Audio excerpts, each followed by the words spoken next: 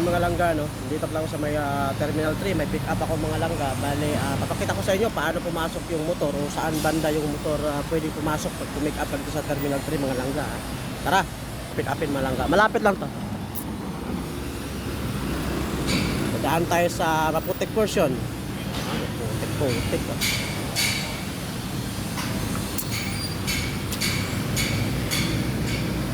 Truck. Kapatrak ka mag-akoy. Kasi dati mga langga, pwede tayo sa bandang taas, pero ngayon bawal na. Kasi nga inayos na nila tong Terminal 3 at lumuwag na rin. Kahit na paano. Ito sir. Tulad nun, yung isang nakamotor, hindi niya kabisado, medyo nalilito siya. Terminal 3 siya. Yan, dito.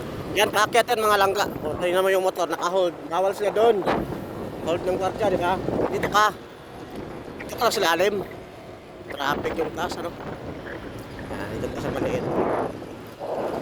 Maluwag yung parking nila mga langga. Maluwag! Di ba? Sa maliit, huwag kayong magkatataas. Bawal doon.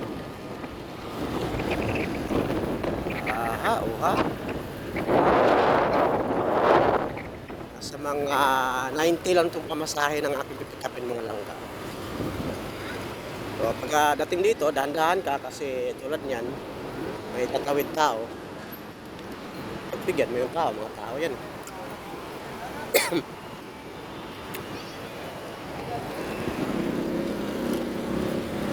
Diretso ka lang, dahan-dahan.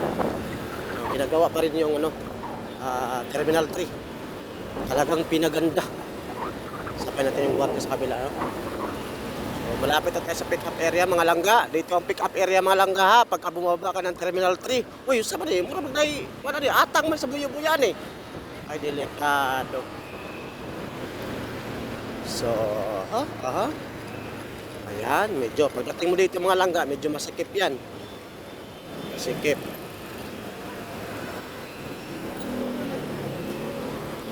Ayan, masikip. Para pang simple, marami hindi.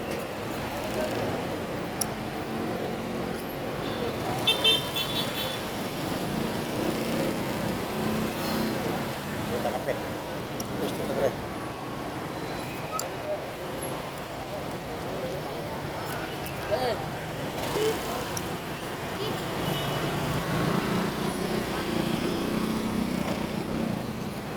Asa na yung pasahero ko. Pasahero ko, saan ka na? Wala.